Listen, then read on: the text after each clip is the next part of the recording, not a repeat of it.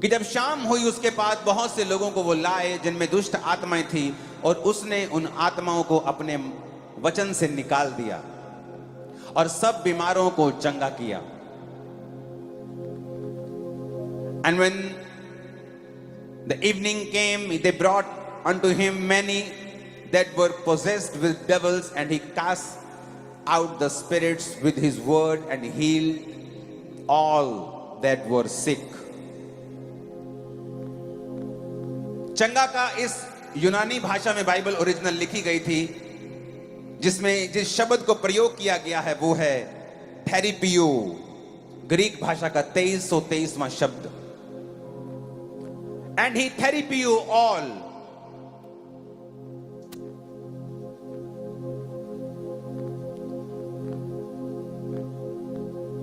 क्या ये स्क्रीन पे आ सकता है, मेरी सामने की स्क्रीन के ऊपर?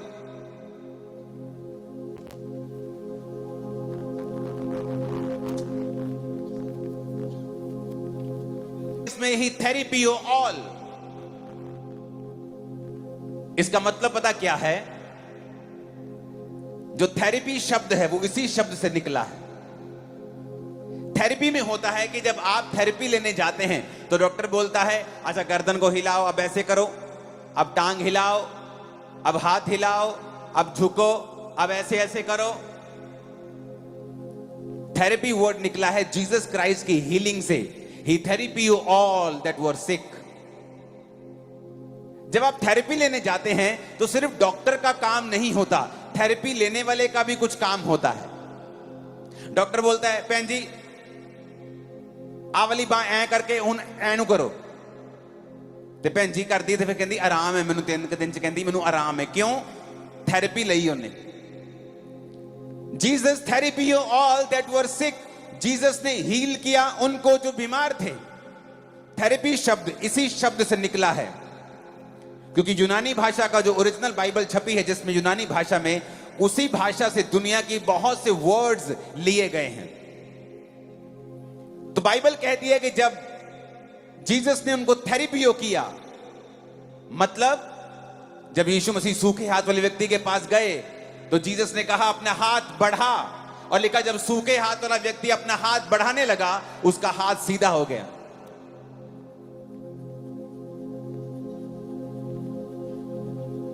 इसका मतलब सिर्फ जीसस ने सब कुछ नहीं किया, उसका भी एक काम था कि जो कुछ जीसस क्राइस्ट कह रहे हैं मैं उसको फॉलो करूं। और जैसे ही उसने अपना सूखा हाथ बढ़ाया, बाइबल कहती है उसका हाथ सीधा हो गया, उसका हाथ भर गया और हील हो गया।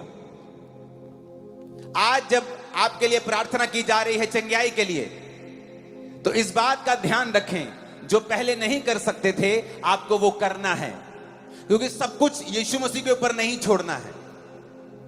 अगर आप देख नहीं सकते थे, वचन सुनने के दौरान ही अपने आप को चेक करें, परमेश्वर आपको आंखें देकर यहां से आज वापस भेजेगा। अगर आप सुन नहीं सकते, एक कान से बहरे हैं, 2 कान से बहरे हैं, आज मैं आपको यीशु मसीह की प्रेजेंस से बोल रहा हूं, जैसे ही आप ये वचन सुन रहे होंगे, चाहे आपको थोड़ा सुनाई दे रहा है या बिल्कुल सुनाई नहीं दे रहा, अगर आपको बिल्कुल सुनाई नहीं दे रहा है तो जो कोई आपके साथ आया है आपको इशारे से समझाए कि जब मैं वचन बता रहा हूं तो ये एक्सपेक्ट करे और कानों पे हाथ रख के सुनना शुरू करे। और आज वचन सुनते सुनते ही परमेश्वर की आत्मा मुझसे कह रही है बहरे चंगे हो जाएंगे, उनके कान खुल जाएंगे। लेकिन आपको भी थेरेपी का जो रूल है उसे फॉलो करना है। आप व्हील चेयर पे हैं और वचन सुन रहे हैं, और वचन सुनते सुनते आपको लग रहा है कि हाँ समथिंग इज हैपनिंग, कुछ मेरी बॉडी में हो रहा है, कुछ मेरी हड्डी में कुछ गर्माहट हो रही है। ए लड़के बैठ जा, मेरी टांग में कुछ गर्माहट हो रही है, मेरे लीवर में कुछ, पेट में मुझे कुछ गर्म लग रहा है। आप कुछ खा नहीं सकते हो बहुत दिनों से। इस मीटिंग के खत्म होने के बाद वो खाएं जो नहीं खा सकते थे। इस मीटिंग के सुनते सुनते अगर आप नहीं देख सकते तो देखना शुरू करें, आपकी आंखें साफ होनी शुरू हो जाएं। आप बहरे हैं एक कान से, ये एक लड़का है और एक लड़की है, और एक व्यक्ति है दोनों कानों से बहरा है। जब आप वचन सुन रहे हैं आप दोनों कानों से बहरे, वो भी हील हो रहा है। जो एक एक कान के बहरे हैं वो भी हील हो रहे हैं, और परमेश्वर आपके कानों को ओपन कर रहा है वचन को सुनते सुनते ही। आप व्हील चेयर पे हैं, शिकंजों के सहारे हैं, छड़ियों के सहारे हैं, क्योंकि जीसस क्राइस्ट की प्रेजेंस यहां पे मौजूद है। मैं भी आपकी तरह उसका एक बिलीवर हूं, उसका एक विश्वासी हूं। मेरे पास आपके जैसे दो हाथ एक मुंह है, मैं भी आपकी तरह एक मनुष्य हूं। लेकिन परमेश्वर का आत्मा जो यहां मौजूद है आपको चंगा करने के लिए, वो आपके बीच में खड़ा है, वहां जहां आप हैं। अगर आप विश्वास को बढ़ाएं और जीसस की बात को फॉलो करें। उस सूखे हाथ वाले व्यक्ति ने नहीं कहा, प्रभु यीशु मसीह तेरे पास पावर है, तू आके मेरा हाथ पकड़ देना तो कर देना सीधा, मुझे क्यों कह रहा है तू। लेकिन बाइबल कहती है उसने जीसस क्राइस्ट की बातों को फॉलो किया। So follow this commands. जब मैं आपको बोल रहा हूं, जो आप नहीं कर सकते इस मीटिंग में आने से पहले, उसे अभी करना शुरू करेंगे। आप जब उठेंगे आपके टखनों में बल आ चुका होगा। आप उठेंगे, आप छड़ी के बिना, व्हील चेयर के बिना, शिकंजों के बिना चल रहे होंगे। उस हेयरिंग एड के बिना आप सुन रहे होंगे, ऐनक के बिना आप देख रहे होंगे। आपका धुंधलापन जाता होगा। बीती बात होगी, आमीन, ऊंचाई आशीष हमारी है चर्च। जब इस वचन को आप सुन रहे होंगे, आपके गर्भ को परमेश्वर क्लीन कर रहा है। मैं ये बड़े आराम से सुन पा रहा हूं अपने आत्मिक कानों से। वो आपके यूट्रस को क्लीन कर रहा है, वो आपकी बॉडी को क्लीन कर रहा है। आप जो वचन सुन रहे हैं, परमेश्वर का आत्मा आपको छू रहा है, क्योंकि उसकी वो प्रेजेंस जो 2000 साल पहले लोगों को चंगा करती थी, वो आज भी हमारे बीच में मौजूद है। आपके गले के ट्यूमर्स गायब हो रहे हैं, आपके पेट के ट्यूमर्स गायब हो रहे हैं, आपके ब्रेस्ट के, चेस्ट के, नाक के रसौलियां गायब हो रही हैं। इस वचन को सुनते सुनते ही आप हील होंगे। जैसे हम वचन को पूरा कर चुकेंगे, आप गवाही देने के लिए यहां पे होंगे, क्योंकि परमेश्वर का आत्मा आपको छू रहा है राइट नाउ। एक महान काम करने के लिए परमेश्वर ने हमें बुलाया है, ग्रेट वर्क के लिए बुलाया है। आप में से बहुत से लोग सोच रहे होंगे कि पास्टर जी आपको बुलाया है, हमें नहीं, क्योंकि मैं तो एक छोटी सी जॉब करता हूं, मैं तो किसी के घर में काम करती हूं। आपको बुलाया होगा, मुझे नहीं। ग्रेट लाइफ आपकी है। लेकिन एक गुड न्यूज मैं आपको देना चाहता हूं। अगर इस गुड न्यूज को आप फॉलो कर लें, तो परमेश्वर किसी का भी पक्षपात नहीं करता है। एक घर में एक भाई बहुत अमीर हो जाता है, स्टार बन जाता है, और दूसरा भाई ऑर्डिनरी जीवन जीता है। उसके बाप को जाकर पूछो कि क्या आप ये चाहते हैं कि आपका एक बच्चा बहुत ही कामयाब हो और दूसरा बच्चा संघर्ष करे? वो कहेगा नहीं, मैं नहीं चाहता हूं। उसी तरह परमेश्वर भी नहीं चाहता है कि उसका एक विश्वासी संघर्ष करे और दूसरा विश्वासी बड़ा कामयाब हो। आज हम सब विश्वासी हैं, एक्चुअल में हम सभी विश्वासी हैं। मैं भी एक विश्वासी हूं, आप भी एक विश्वासी हैं। हमारी सबकी बुलाहट अलग है। मेरी प्रेरिताई की बुलाहट है, आपकी बुलाहट अलग है, पास्टरल बुलाहट अलग है, प्रोफेटिक बुलाहट अलग है। हर एक की बुलाहट अलग है, लेकिन एक्चुअल में हम सभी विश्वासी हैं और परमेश्वर के दास हैं। तो परमेश्वर ने आपको भी वैसे ही बुलाया है जैसा उसने उसको बुलाया है जो कामयाब हो चुका है।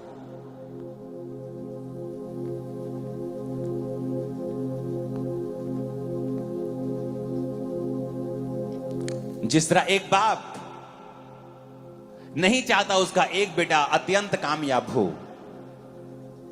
और दूसरा बेटा कम कामयाब हो, वो नहीं चाहता है।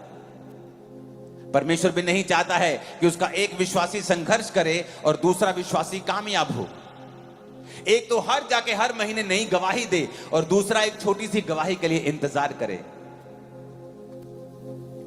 उत्पत्ति 12 उसकी एक आयत में लिखा है, यहोवा ने अब्राम से कहा, अपने देश, अपने कुटुंबियों, अपने पिता के घर को छोड़कर उस देश में चला जा जो मैं तुझे दिखाऊंगा। मैं तुझसे एक बड़ी जाति बनाऊंगा, मैं तुझे आशीष दूंगा, तेरा नाम महान करूंगा, तू आशीष का मूल होगा। जो तुझे आशीर्वाद दें उन्हें मैं आशीष दूंगा, जो तुझे कोसें मैं उन्हें श्राप दूंगा। भूमंडल के सारे कुल तेरे द्वारा आशीष पाएंगे। जब अब्राहम को यह बुलाहट मिली वो 75 साल का था। जब परमेश्वर ने आदम को बनाया था तो उसकी उम्र पता नहीं कितने हजार साल थी, पर वो पाप कर बैठा और उसकी उम्र को परमेश्वर ने थोड़ा कर दिया और वो 1000 साल से कम जिया। कोई 930 साल, कोई 969 साल, सबसे ज्यादा जीने वाला मतुशले हनोक अगर आप देखेंगे तो कोई 950 साल, कोई 930 साल। लेकिन बाइबल कहती इंसान पाप करता गया और परमेश्वर उनकी उम्र को कम करता गया। फिर परमेश्वर ने नूह के समय में कहा अब इसकी उम्र मैं कम कर दूंगा और 120 वर्ष की कर दूंगा। और फिर धीरे धीरे इंसान की उम्र कम होने लगी। फिर वो 700 साल जीने लगा, फिर 600 साल जीने लगा, फिर 500, फिर 400। अब्राहम 200 साल के कम जिया क्योंकि उस समय उम्र कम होती रही थी। उस समय 75 साल भी बहुत बड़ी उम्र होती थी कि जब 75 साल का आदमी होता था तो वो एक तरह का बुढ़ापे में प्रवेश कर रहा होता था। एक बूढ़ा आदमी जो 75 साल का है और उसकी पत्नी जो बांझ है, और अब्राहम उस देश से आता था जहां के लोग पैरों की लकीरों को देखकर भविष्य बताते थे और अलग अलग तरह की मूर्तियों से वो वार्तालाप करते, उनको पूजा करते थे। और परमेश्वर ने कहा अब्राम अपने देश, कुटुंबी, अपने पिता के घर को छोड़ के आजा, मैं तुझसे एक बड़ी जाति बनाऊंगा। एक नॉन बिलीवर बैकग्राउंड का देश जिसमें वो रहता है, और परमेश्वर अपने जन को कह रहा है अब्राम मेरे पीछे आजा, मैं तुझसे एक बड़ी जाति बनाऊंगा। What a joke. जिसके घर में एक बच्चा नहीं हुआ, 75 साल हो गए उसके उम्र को, और परमेश्वर कह रहा है, और क्या कह रहा है, अपना देश भी छोड़, अपना कुटुंब छोड़, अपने परिवार का, पिता का घर छोड़ और मेरे पीछे आ जा।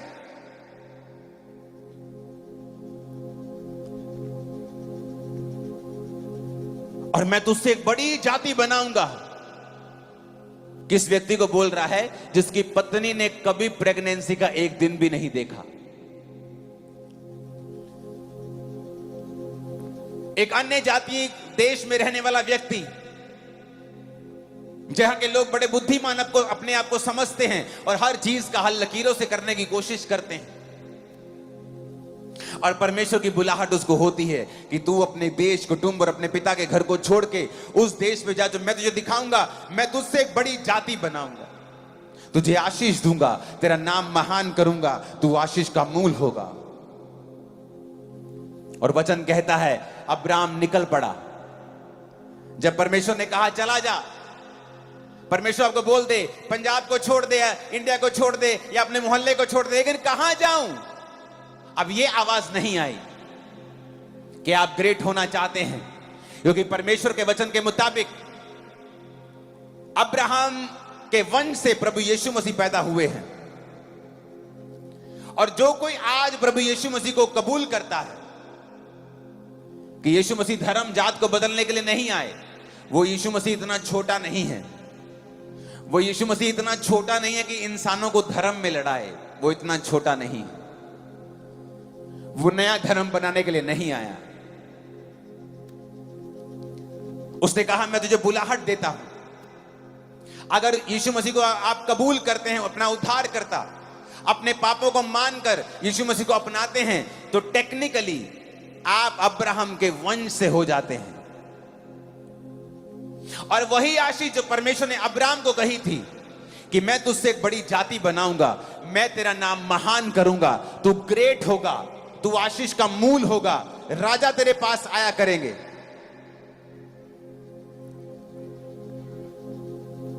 वो आपकी लाइफ में पूरा हो सकता है जो अब्राहम की लाइफ में हुआ। हो सकता है आज अब्राहम की तरह आप भी किसी कमी में हो और आपकी उम्र बहुत बड़ी हो गई हो और कोई आशीष ना हो।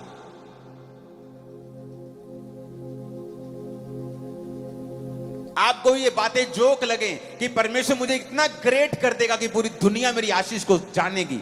आपको भी ये जोक लग सकता है, आपको भी ये इम्पॉसिबल लग सकता है, लेकिन मेरे परमेश्वर की एक हॉबी है इम्पॉसिबल टास्क को पॉसिबल करना। उसकी हॉबी है ये। आपकी हॉबी होती है ना गाना सुनना, म्यूजिक बजाना, स्विम करना। मेरे परमेश्वर की हॉबी है इम्पॉसिबल को पॉसिबल करना। और बाइबल कहती है उस अब्राहम जो तब तक अब्राहम नहीं बना, अब्राम था, उसने परमेश्वर की आवाज को सुना और चल पड़ा। जब परमेश्वर आपको एक विश्वासी होने के रूप में बुलाता है तो कई बार आपको नहीं मालूम होता कि मुझे क्या करना है। बस इतना मालूम होता है कि पास्टर ने कहा है कि गलत संगति नहीं करनी है, अब वचन पढ़ना है, अब परमेश्वर के घर आना है, बुरे दोस्तों को छोड़ देना है। लेकिन एग्जैक्टली मालूम नहीं मैं क्या करूं, कैसे जीऊं। अब्राहम को यह तो मालूम था कि अपने पिता के घर को छोड़ना है, लेकिन जाना कहां है? क्योंकि उसे मालूम था कि परमेश्वर ने अगर मुझसे कहा है तो वो मुझे लेकर जाएगा। जब आप एक विश्वासी बन जाते हैं और परमेश्वर आपको अपना विश्वासी जीवन जीने के लिए बुलाता है तो उसकी एक बुलाहट है कि वो आपको ग्रेट लाइफ देना चाहता है। ऐसी ग्रेट लाइफ जो आपके पूरे खानदान में किसी ने नहीं देखी होगी, आपके परिवार में किसी ने नहीं देखी होगी, आपके जीवन में किसी ने नहीं देखी होगी। आपने भी इतना नहीं सोचा होगा जैसा जीवन परमेश्वर आपको देना चाहता है। क्या आप उसको फॉलो करने के लिए तैयार हैं? अपने पिता के घर को छोड़ना मुश्किल है। वो कोई आम मजदूर नहीं था कि चलो जी अपना बिस्तर ही उठाना है, चलो उठ के चलते हैं, दिहाड़ी इत्थे करनी उथे कर लांगे। वचन कहता है वो एक अमीर आदमी था। अमीर था तो बिजनेस भी होगा, बिजनेस था तो सेटअप भी होगा। अपने सारे सेटअप को उठाना और परमेश्वर के पीछे चलना और अपने देश को छोड़ना आसान नहीं था। जिस तरह जब आप एक विश्वासी बनते हैं आपको सताव का सामना करना पड़ता है, बड़ी चीजें आपको त्यागनी पड़ती हैं, बड़ी चीजें आपको छोड़नी पड़ती हैं। पर क्या आप ग्रेट बनना चाहते हैं? क्या आप चाहते हैं कि परमेश्वर आपकी लाइफ में काम करे? क्या आप चाहते हैं कि वो भी आपको इतना महान करे जैसा आपको बुलाया गया है अब्राहम की तरह महान होने के लिए? तो आपको उसकी आवाज सुननी पड़ेगी।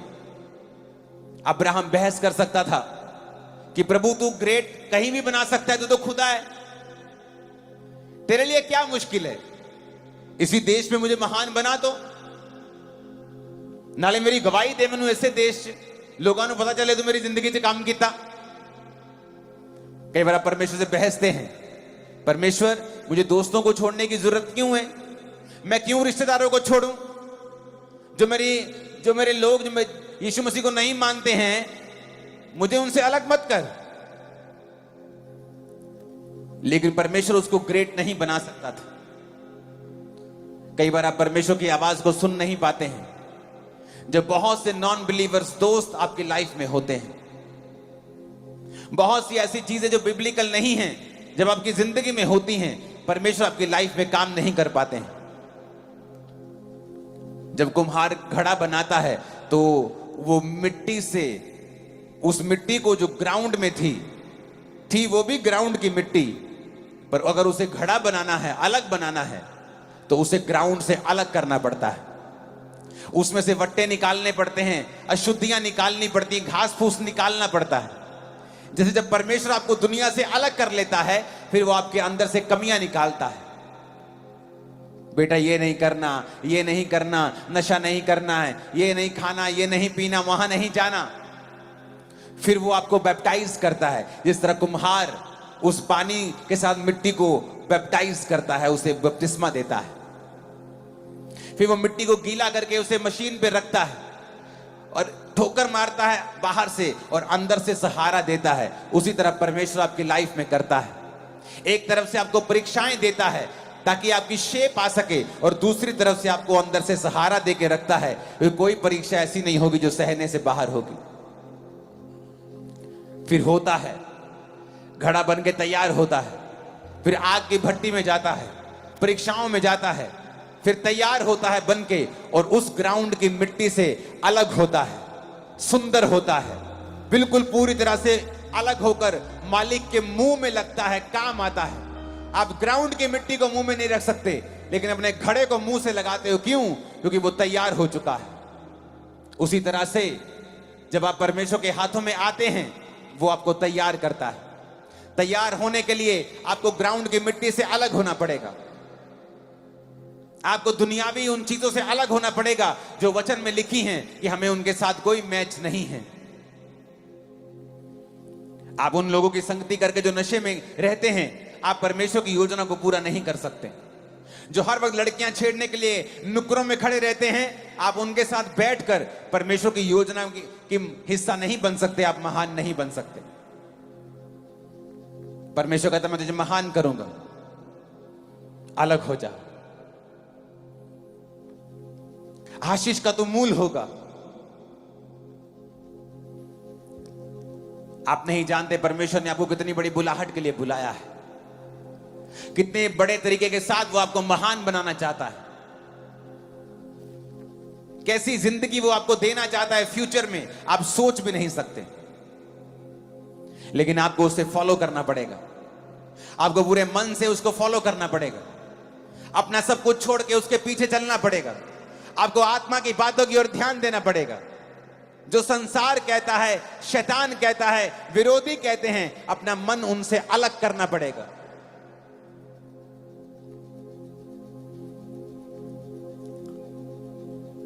जिन लोगों में वो रहता था वो बुद्धिमान लोग थे, बड़ी तरह की बुद्धि लगाते थे, लेकिन परमेश्वर ने कहा तुझे उनसे अलग होना पड़ेगा। बाइबल कहती है अब्राहम के साथ लूत भी चला। अब्राहम लूत को लेके गया, अपने भाई के बेटे को साथ ले गया, लेकिन परमेश्वर ने उसे साथ ले जाने के लिए नहीं बोला था। कई बार आप गलत स्टेप लेते हैं और परमेश्वर को कुछ नहीं कहता, और धीरे धीरे आपको खुद प्रैक्टिकली मालूम होता है कि you took A wrong step, आपने गलत स्टेप ले लिया है। फिर उन दोनों में झगड़ा होने लगा उनके चरवाहों में, तो अब्राहम ने लूत को अलग किया।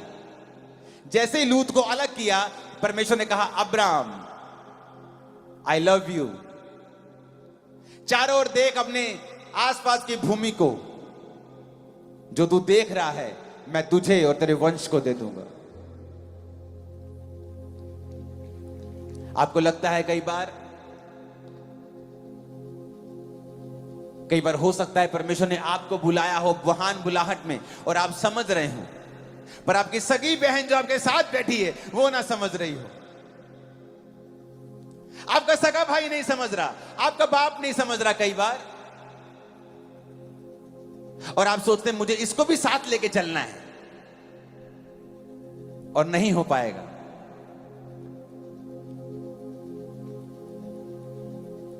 जब लूत अलग हुआ, परमेश्वर ने कहा देख अब ये सारी जमीन जो तू देख रहा है मैं तुझे और तेरे वंश को दे दूंगा।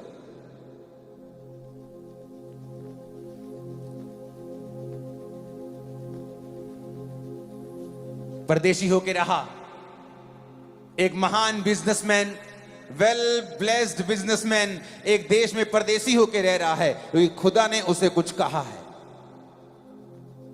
जब आप क्रिश्चियन बन जाते हैं तो लोग बोलते हैं आप बेवकूफ हैं, आपने धर्म त्याग दिया, आप मेंटल हैं, तू बेवकूफी कर रहा है, तो समाज तेरे को छोड़ देगा, रिश्तेदार छोड़ देंगे, तेरा पॉलिटिकल कैरियर खत्म हो जाएगा, तेरा बिजनेस खत्म हो जाएगा। और वचन कहता है जो तू मेरे लिए खोएगा मैं 100 गुना वापिस करूंगा।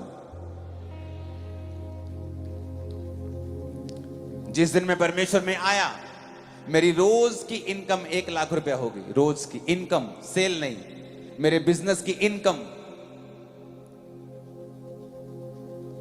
और मैं भी प्रभु से कह सकता था कि मुझे इतना पैसा मैं कमाता हूं, मैं उस समय विश्वासी था कि मुझे बिलीवर रहने दे प्रभु, मैं चर्चिस में जाया करूंगा, फाइनेंशियली हेल्प किया करूंगा लोगों की।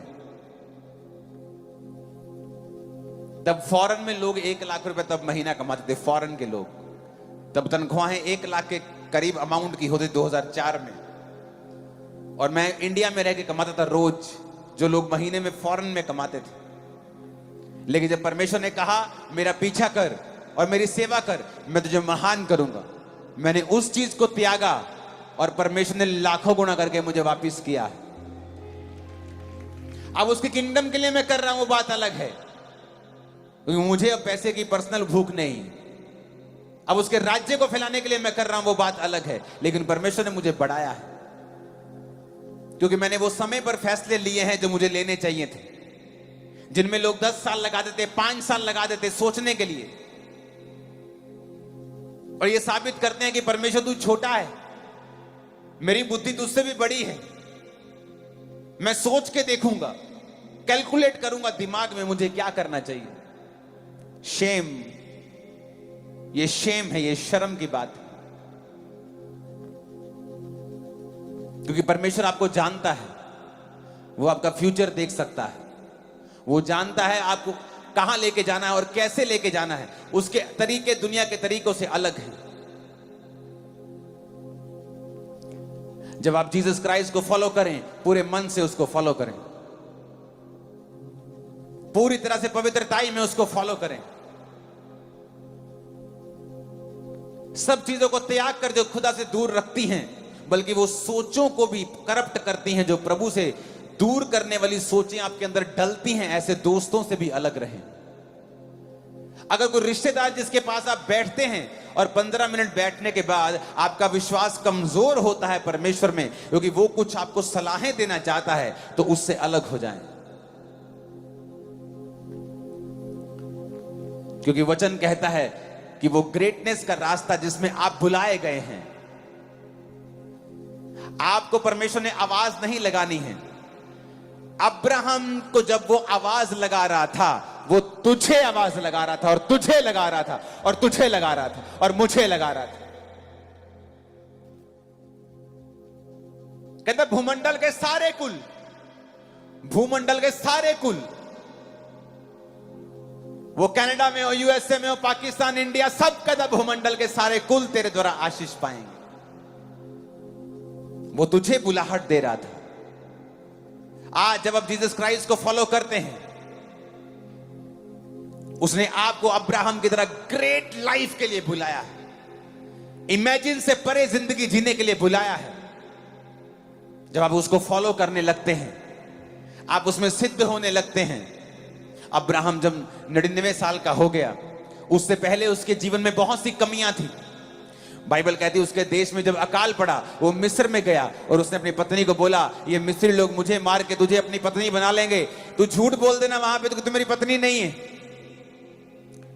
वहां पे उसको नुकसान उठाना पड़ा, अब्राहम को शर्मिंदा होना पड़ा मिस्र के राजा के सामने और उसकी पब्लिक के सामने, क्योंकि उसके राजा ने उसको बुलाकर कहा कि तूने हमसे झूठ क्यों बोला। एक खुदा का दास, खुदा का मैन ऑफ गॉड, उसको शर्मिंदा होना पड़ा क्योंकि उसने झूठ बोला। यह साबित करता है कि जो खुदा के दास हैं, जो खुदा के चुने हुए हैं, वो कोई आसमान से नहीं आए हैं, वो भी आप ही की तरह, मेरी तरह, इसी धरती के ऊपर इन्हीं शरीर और इन्हीं इमोशंस के साथ उन्होंने परमेश्वर में वॉक की है, चले हैं। मिस्टेक की उसने, और उसको बाद में उस मिस्टेक के लिए शर्मिंदगी सहनी पड़ी। कई बार आप परमेश्वर में चलते जाते हैं और सडनली आप डर जाते हैं, सडनली फियर आ जाता है मन में, आप नॉन बिब्लिकल चीजें करने लगते हैं, आप बड़ी उन चीजों के सामने झुकने लगते हैं जिनके सामने आपको झुकना नहीं है, वो चीजें करने लगते हैं जिनको आपको करना नहीं है, क्योंकि आपके मन में डर आ जाता है। और उसके बाद फिर शर्मिंदगी आती है। फिर परमेश्वर कहता है, तूने मेरे वचन के ऊपर भरोसा क्यों नहीं किया? मैंने तुझे ग्रेट होने के लिए बुलाया है, महान होने के लिए बुलाया है। इन लोगों की शक्ल को देखे मत डर, मेरी बुलाहट की ओर ध्यान दे, मेरी तरफ देखता जा, बस अपनी कमियों को दूर करता जा। परमेश्वर ने कहा, मैं तेरा निज वारिस जो होगा, तेरा निज पुत्र जो होगा, उसको ब्लेस करूंगा, लेकिन मेरी उपस्थिति में चलता जा और सिद्ध होता जा। बुलाहट के 24 साल पूरे होने के बाद परमेश्वर अब्राहम को फिर दर्शन देते और बोलते हैं, अब्राहम मेरे बेटे, आई लव यू। हर बार परमेश्वर कहता है आई लव यू, लेकिन बंदा कहता है परमेश्वर लव यू तो ठीक है, लेकिन मेरी जिंदगी कब चेंज होगी? पास्टर भी बोलता है गॉड लव्स यू, तू भी कहता है आई लव यू, लेकिन लाइफ बदलेगी कब ये बता। परमेश्वर ने कहा अब्राहम, अब तेरा नाम अब्राहम होगा, तू बहुत सी जातियों का पिता होगा, तेरी वाइफ का नाम सारे नहीं सारा होगा, क्योंकि वो बहुत अनेकों राजकुमारों की माता होगी। अब्राहम बोलता था परमेश्वर बस कर, अब बस कर, कितना बोलेगा तू, अब कितना वचन देगा मेरे को, कुछ किया तो है नहीं, बातें होती जा रही। लेकिन बाइबल कहती है अब्राहम ने विश्वास किया कि हां मुझ में कमियां हैं, मुझे तेरी उपस्थिति में चलना है और सिद्ध होना है। और वचन कहता है फिर परमेश्वर ने सारा को प्रेग्नेंट किया जब उसका मासिक धर्म बंद हो चुका था, जब अब्राहम बूढ़ा हो चुका था, उसे एक पुत्र दिया, उसका नाम इसहाक रखा गया, जो आज विश्वासियों का पिता कहलाता है। अब्राहम, इसहाक और याकूब के परमेश्वर पर बात करते हैं, मांगते हैं। उसने वो किया जो उसने कहा था। आप परमेश्वर में कई बार चलते हैं, आप डर जाते हैं। अब्राहम डर गया और मिस्र में जाके बोला अपनी पत्नी से, यहां पर मत बोलना तो मेरी पत्नी है। परमेश्वर ने कहा तू क्यों डरा, क्यों फियर किया तूने? फाइनेंस का फियर, रिश्तेदारों का फियर, शैतान का डर, बीमारी का डर, क्यों डरा तू? क्या तू नहीं जानता तू महान बुलाहट से बुलाया गया है, बुलाई गई है? क्या तू नहीं जानता तू अब्राहम के वंश का है? क्या तू नहीं जानता वो सेम बुलाहट तेरे सिर के ऊपर है? क्यों डरा तू? सिद्ध होता जा, मेरी उपस्थिति में चल, रोज मेरे साथ बैठ, मेरे साथ समय बिता, मैं तेरे अंदर से ग्रेट लाइफ को निकाल के रख दूंगा, तेरे अंदर से वो निकलेगी। क्या किया मैंने अपनी लाइफ में? मैं कंप्यूटर इंजीनियर था।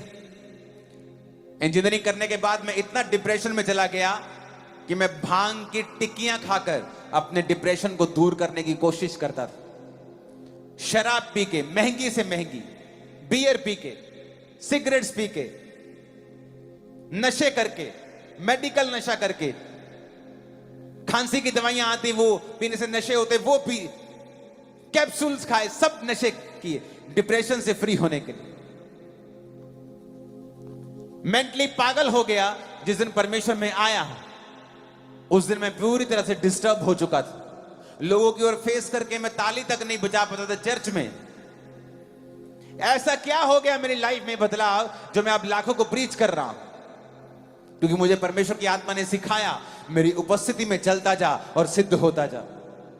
रोज खुदावंत के साथ बैठता हूं मैं, आज भी, तब भी, रोज, एवरीडे उसकी प्रेजेंस में बैठना नहीं भूलता हूं।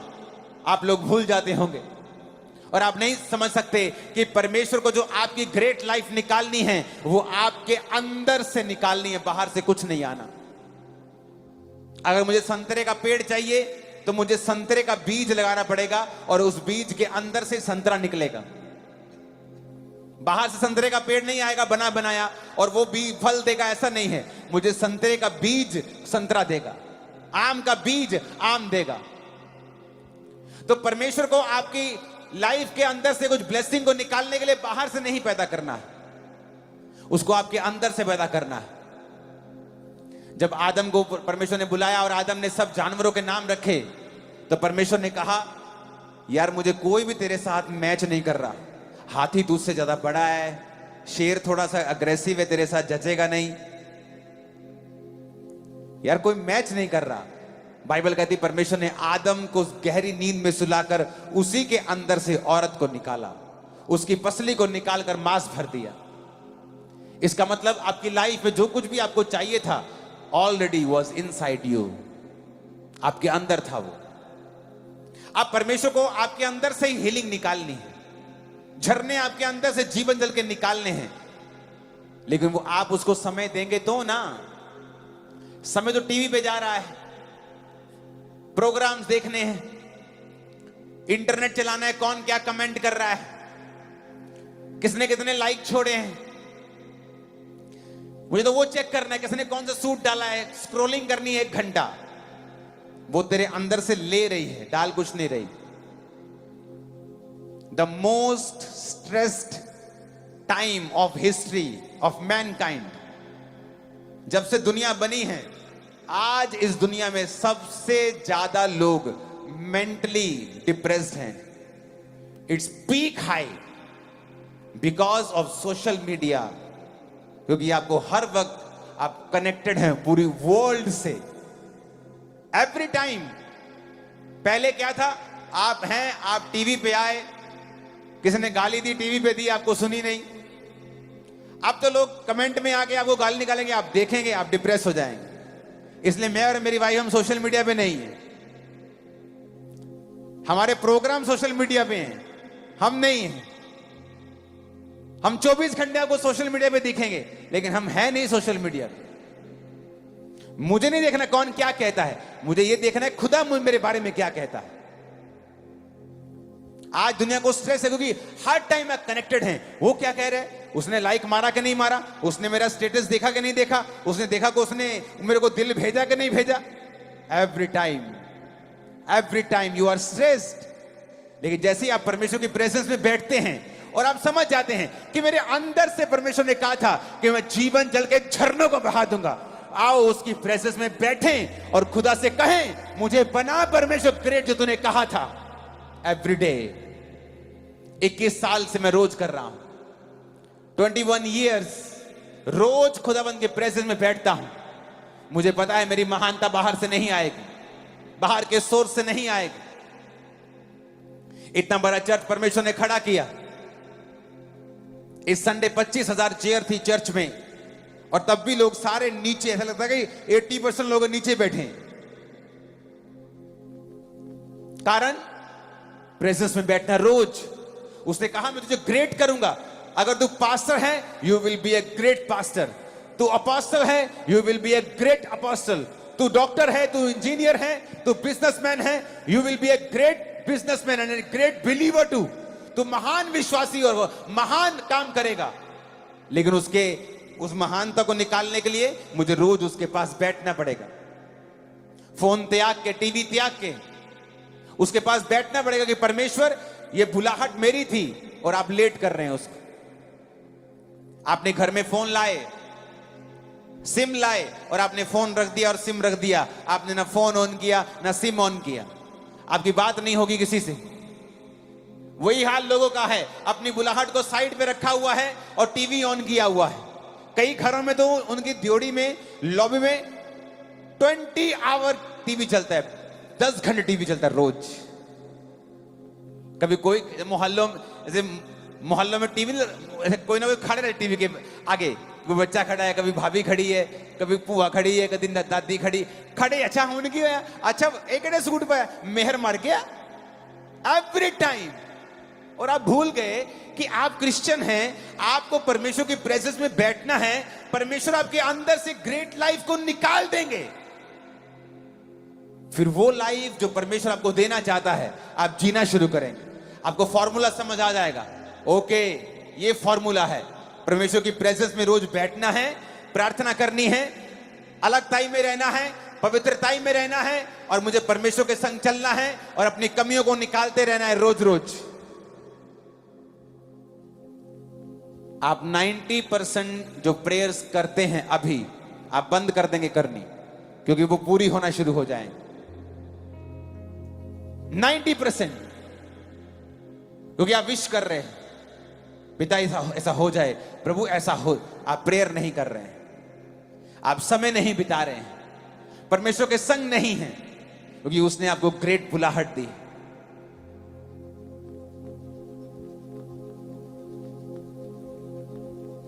आपको डरना नहीं है। अब्राहम डरा और शर्मिंदा हुआ। आपको पेशेंस भी रखना है कि 24 साल बाद भी परमेश्वर कह रहा है, बेटे सिद्ध हो जा। ठीक है प्रभु। और वचन कहता है कि 24 साल बाद उसे यकीन हो गया था कि अब मेरा बेटा नहीं होगा, तब भी वो खुदा के साथ वफादार था।